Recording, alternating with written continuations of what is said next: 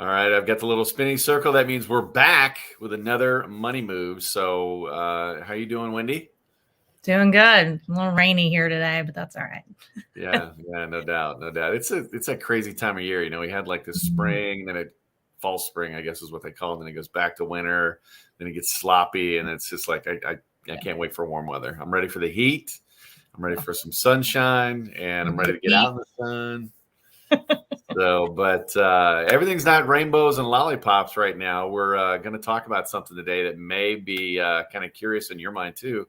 We're going to talk about the banks and what's going on with Silicon Valley Bank and Signature Bank, and maybe a few others on the radar. So, if you're concerned about what this means to you, your 401k, your money, you definitely want to listen in. Do us a favor, click that little subscribe button down below and the like button, whatever you've got in front of you on your platform, and share it and let everybody know, hey, they're getting ready to talk about this bank failure stuff Yep. on blackswanmoney.com. We'll get started in just a second.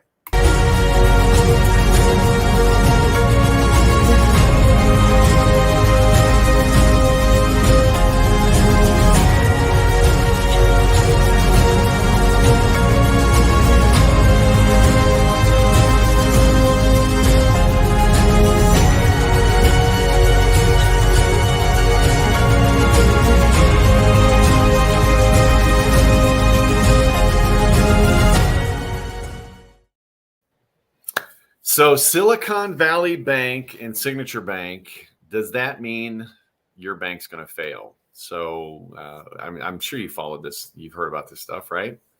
Yeah. Been following it. Been following, some of the stuff that's not put out there very publicly of the conversations. I don't know, in Senate, Congress. I don't really know which one, where it's happening exactly. But yeah, it's interesting. It's a big deal. It is. A lot of people are concerned. You look at the banks and who they are.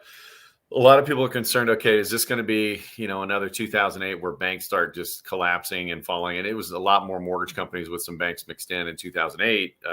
But, are we headed for another one? Is my bank going to fail? And you've got to look at who the primary client of the bank is. So SVB, for example, Silicon Valley Bank, they're based out of California. Their primary client was, IT, technology, startups, things like that. So a lot of money coming in, and the whole rigmarole, if you will, around it is the whole FDIC insurance. This, oh my gosh, all these accounts are going to go in.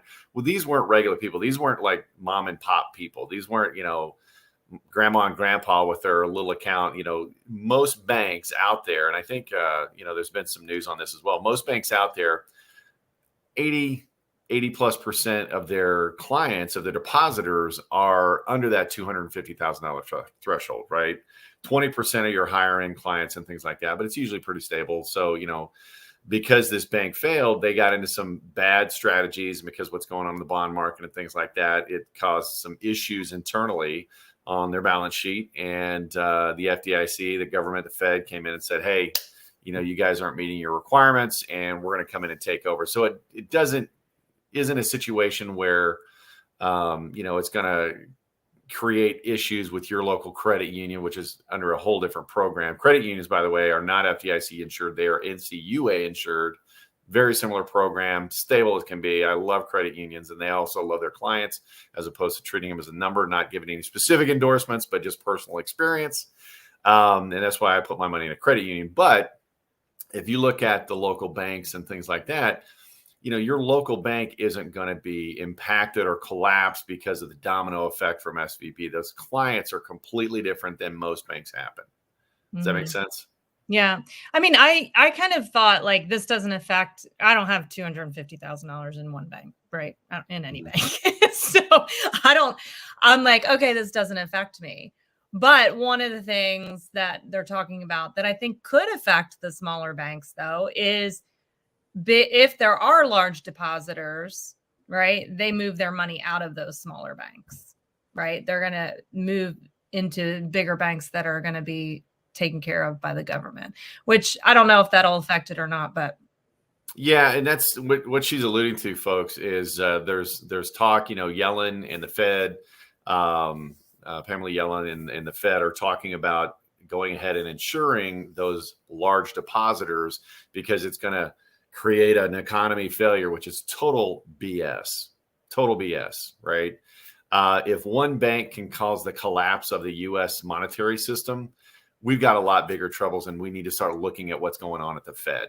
And I'm just going to say that, Ron Paul, still love you, guy, audit the Fed. But you look at what's going on with the banks and things like that, and who are those depositors, right? There's a lot of influencers there, and I'm not talking TikTok influencers. I'm talking influential people with a lot of money. You're also talking some foreign governments, and we know this. How can I say this without disappearing? This administration is heavy relations with certain foreign governments, so we'll just leave it at that.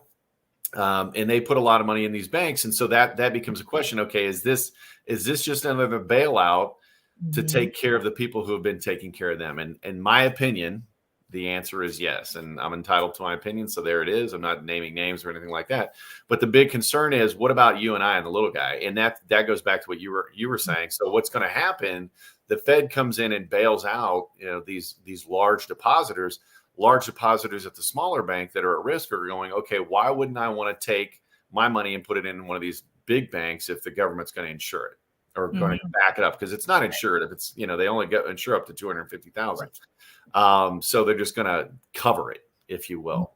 And so what the big concern is now you're going to have a run of large depositors from smaller community banks, and community banks are there for the community, right? Big government does not like a bunch of small community banks. And the reason is they can't control them all. They have control over them. Don't get me wrong. But it's much easier to centralize everything, because it's centralized, the easier it is to control it. And we already know that the large banks, JP Morgan, B of A, things like that, are already testing CBDC, the central bank digital currency. It's live right now in New York, not Saturday Night Live. It's not some skit, although, you might think that with the government. But it's looking at, what's going on with the future of money, and why would they do this? Why do you think they would want to enable this? Right. Yeah. I mean, it's, people can call it a conspiracy theory, but whatever, it's all happening. It's not a theory anymore. The ultimate goal is to control our currency and the way we spend our money, period, right? The ultimate thing is control right now.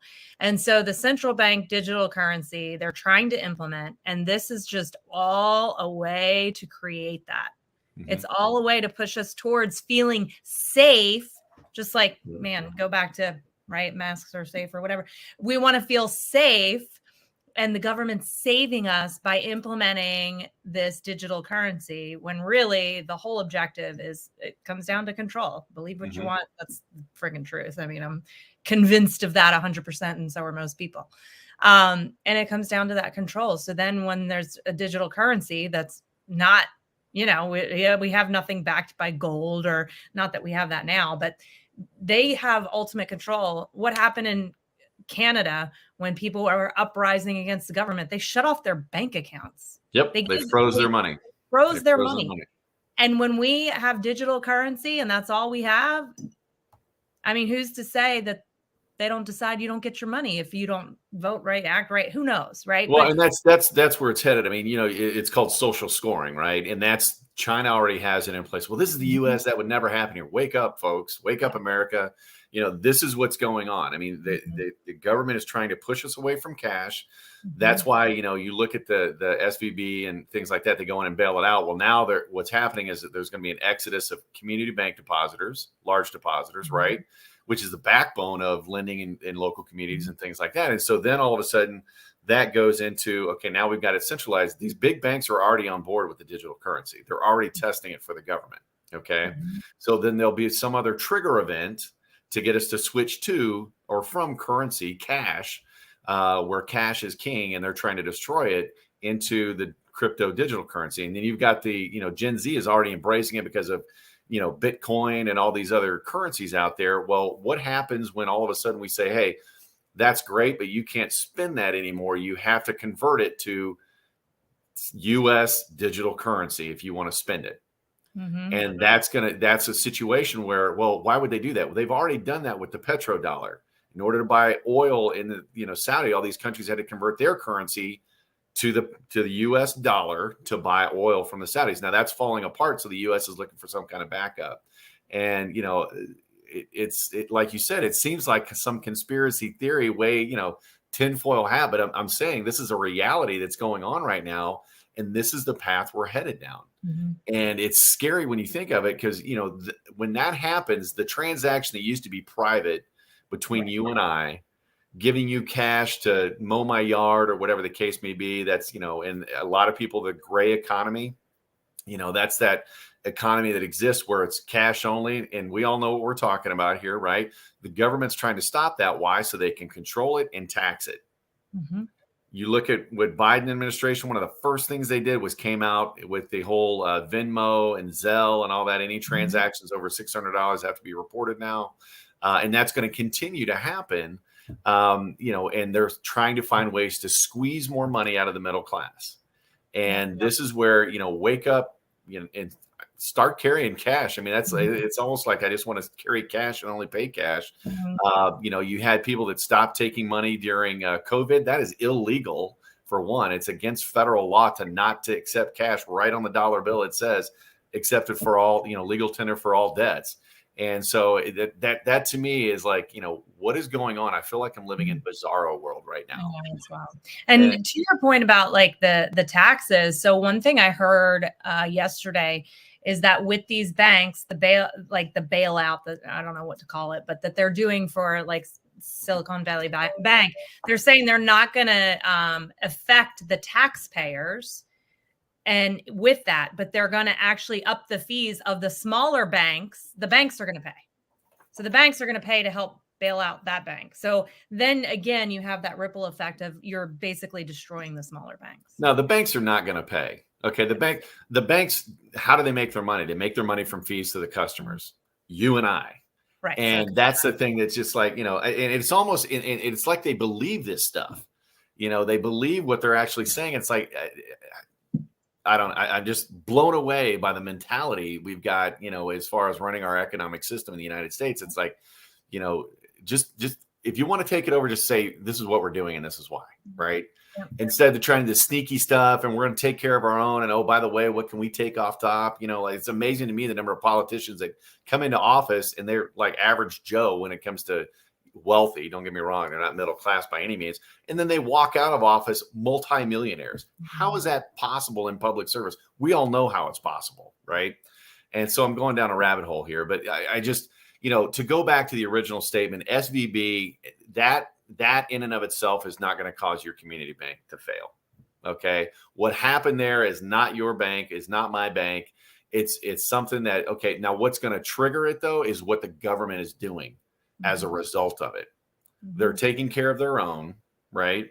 They're going in and bailing this. And you cannot convince me that Silicon Valley Bank is going to cause the collapse of the economic system in the United States. Won't happen. This is another bailout using tax dollars to make it happen.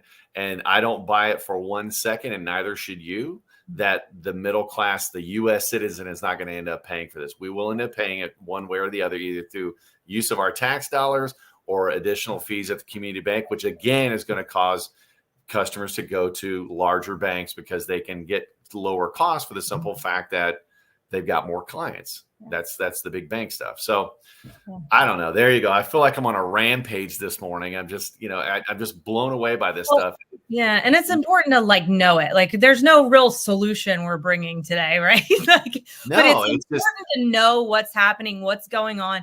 And we've got to vote in the right people. We've got to be actively involved I used to take the mindset of oh, God appoints the right people and I sit back and, let life happen. And the more I've matured, no, we have to be active in knowledge and understanding so we can participate. This is our country.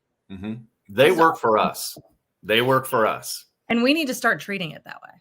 Yeah, exactly. Right? Exactly. There's going to come a time, I believe, that it's we stand up or we get taken over. I mean, and whatever that looks like, right? I'm not saying it's but we can't stand up if we don't have the knowledge right? If we don't know what's happening, if we don't No, and know. that's exactly right. That's educate yourself. And that's what we're trying to do with this, right? The whole point of Black Swan Money is to help people educate themselves on money so they can be better prepared for the storms. Well, guys, we've got a big storm coming in, and there is actually something you can do. Support your community bank, right? Take your money out of the big bank, put it in the community bank. Most of us out there, we're under $250,000 in bank deposit, right? So take your money, go support your local community bank, or go support your local credit union. All the ATMs work together now, so it's not like you got this big inconvenience from doing that. But vote with your feet. Show what you show your opinion with your feet, and take back control. And if we don't, we keep this blowing it off because we got 2,000 channels, or we got my smartphone that I've got my face buried in 24/7. Look around, see what's going on, look what's going to happen 2 or 3 steps ahead, and take action now, or there's going to be a time where it's too late, right? And this may seem small, but it's actually not. This is, again, part of the big, hey, we want to go to the cryptos current. And a lot of you are thinking, okay, hey, that's cool, this, that, or the other. And don't get me wrong, it is when it's like Bitcoin, Ethereum, all these different options that I have that I get to choose. But if we keep going down the road we're going to go down, I guarantee one of the next steps is to make it illegal, or at least very difficult, to use those other currencies and have to convert it to the central bank digital coin. That's what I project is going to happen. And again, my opinion, I could be totally wrong. I'd love to hear your comments down below on what you think about all this and what's going on, and good, bad, or different, whatever. Love to hear your opinion. Put your comments down below. Check out our YouTube channel. Please do us a favor, subscribe on this, and we'd love to hear from you. And we'll have some more information next week. So thanks, everybody. Wendy, thanks as always for being here, and you guys are awesome. And we'll see you next week, every Tuesday, 10 a.m. Central.